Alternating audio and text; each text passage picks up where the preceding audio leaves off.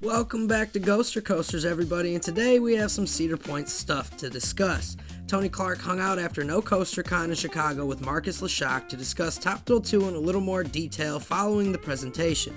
There were a ton of interesting things talked about in there, but first, if you haven't already, be sure to smash that subscribe button now if you love roller coasters, and a huge shout out goes out to all of our channel members for helping bring all of this content together. We can't wait to see you guys this season. Now let's get into the Cedar Point stuff.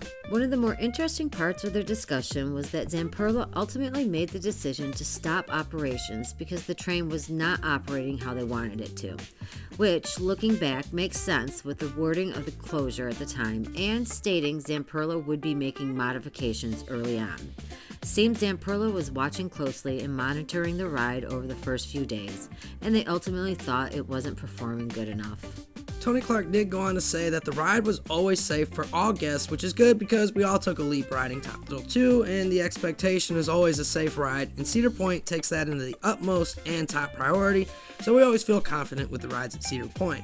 They have tons of inspections and people monitoring things that I just don't believe they would ever really operate something knowing it wasn't up to snuff.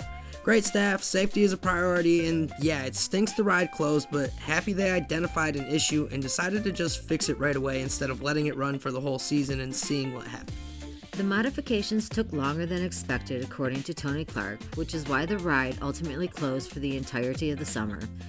Being down for Coaster Mania and July 4th was rough as the park gets an influx of visitors, and anytime a marquee attraction is down, it bums guests and the park officials out. But we did hear some news from all of those test runs we saw all summer long at various times.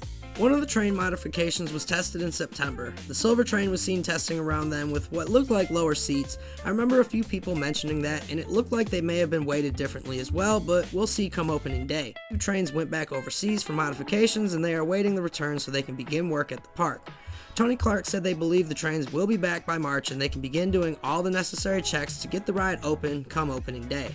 Testing will begin as soon as they can, and Tony mentioned the ride will undergo rigorous state testing and third-party testing to ensure it is ready to go for the opening of the season. And yes, as stated a few times above, opening day is the goal for the park right now, and Cedar Point team is beaming with confidence, and we're all getting excited over here for the awesome season coming to the peninsula. Things could change, but optimism is high, and we believe here at Ghoster Coasters the ride should do well once it's back up and running. The overall uptime was much better for its short span that it was open, and this will be amazing for the park flow and people riding coasters and enjoying the new season at Cedar Point. Are you guys excited? Optimistic even? Let us know in the comments down below. And if you haven't already, hit that subscribe button now and join the spooky fun all season long. A huge shout out goes out to all of our channel members.